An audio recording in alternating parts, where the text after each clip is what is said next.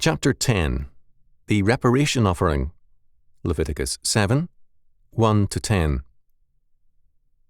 Likewise, this is the law of the trespass offering. It is most holy. In the place where they kill the burnt offering shall they kill the trespass offering, and the blood thereof shall he sprinkle round about upon the altar. And he shall offer of it all the fat thereof, the rump, and the fat that covereth the inwards, and the 2 kidneys, and the fat that is on them, which is by the flanks, and the caul that is above the liver, with the kidneys, it shall he take away. And the priest shall burn them upon the altar for an offering made by fire unto the Lord. It is a trespass offering. Every male among the priests shall eat thereof. It shall be eaten in the holy place. It is most holy. As the sin offering is, so is the trespass offering. There is one law for them. The priest that maketh atonement therewith shall have it. And the priest that offereth any man's burnt offering, even the priest shall have to himself the skin of the burnt offering which he hath offered. And all the meat offering that is baken in the oven, and all that is dressed in the frying pan, and in the pan shall be the priest's that offereth it. And every meat offering, mingled with oil and dry, shall all the sons of Aaron have, one as much as another. Leviticus 7, 1-10. These verses continue the laws of trespass offerings, and they also presuppose the fact of restitution. Our Lord's statement in Matthew 5, 23 and 24, requiring reconciliation with a brother we have sinned against before we approach the Lord, is a requirement of all trespass offerings. Uller's comment is pertinent here. By this grouping, we are led to refer the 4 kinds of offerings to 2 principal classes, those which assume that the covenant relation is on the whole undisturbed, and those that are meant to remove a disturbance of the people or of separate individuals to God. The latter are offerings of atonements, under which name we may comprehend by sin and trespass offerings. Restitution is inseparable from atonement.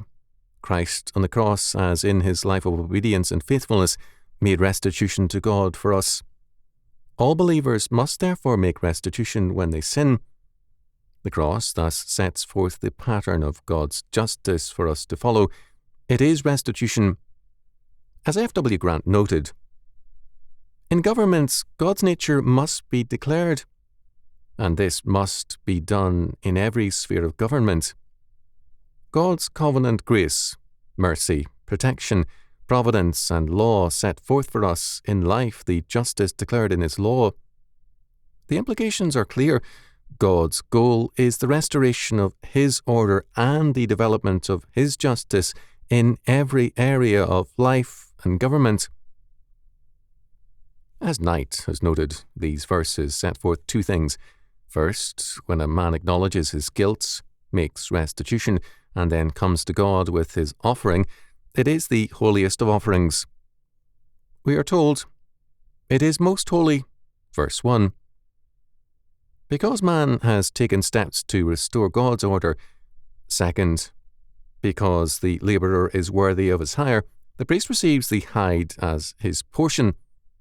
A portion is burned on the altar as the Lord's, and the rest goes to the priests.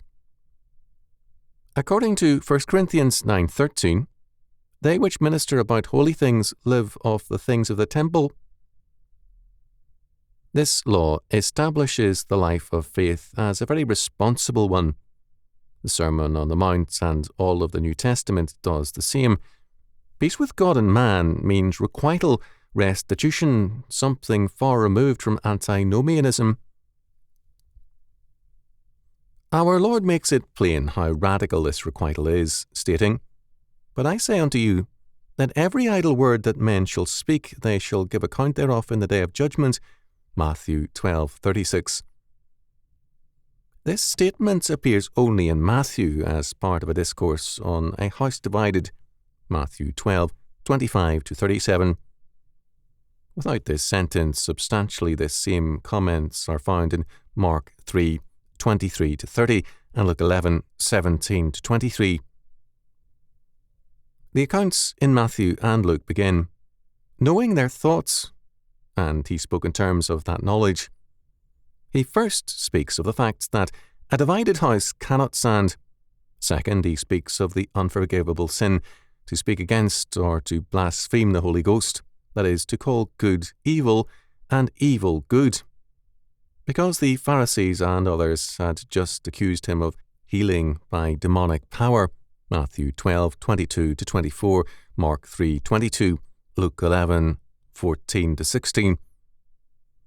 Mark 3:30 makes it clear that our Lord's comment concerning the sin against the Holy Ghost had reference to this charge against him.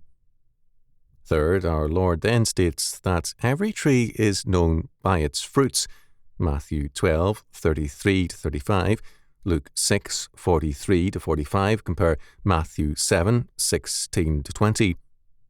Fourth, in Matthew alone we have the additional statement that there will be a full requital for every idle word, Matthew 12:36-37.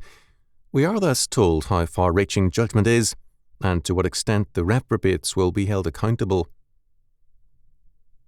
We have a similar statement on requital in Matthew 5:26, requiring payment to the uttermost farthing, also found in Luke 12:59.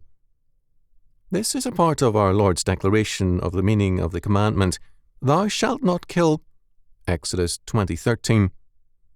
We cannot defame, defraud, or in any way harm a brother or any other person without the requirement of restitution exacting its payment from us. It should be noted that our Lord does not tell us to be reconciled with an unrepentant man who has wronged us. Rather, it is the sinning person who must make restitution.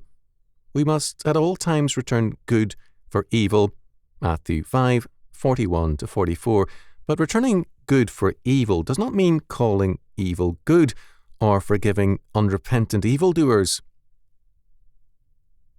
The trespass offering sets forth requital, not confusion. The trespass offering restored or maintained peace between God and those persons who by His grace approached Him.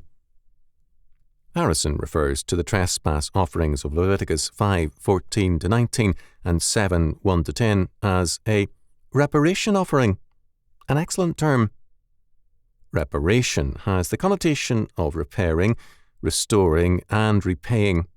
It thus emphasizes the fact that sin exacts a price. The reparation must be in two directions, Godward and manward. The sacrifices stress the Godward aspect and require the manward aspect. Christ's atonement has replaced the old sacrifices, but it has not altered the nature of requital and reparation. Antinomian churches preach the death of the law and thus reduce Christianity, or their version thereof, to historical and social impotence. As a result, the life of the church and the preaching thereof is one of irrelevance. The Bible, however, makes clear the total relevance of God's revelation to all of history. The sacrifices were constant reminders that a man's faith, or his lack of faith, has social and historical consequences. No man can escape the relevance of his life. If he is not relevant in terms of God's law word, then he is relevant in terms of fallen man's law word, whereby he claims to be his own God and law, determining for himself what constitutes good and evil, law and morality. Genesis 3:5. When men abandon God's word for their own, God then moves in judgment against them. The reparation offering means that faith must be relevant.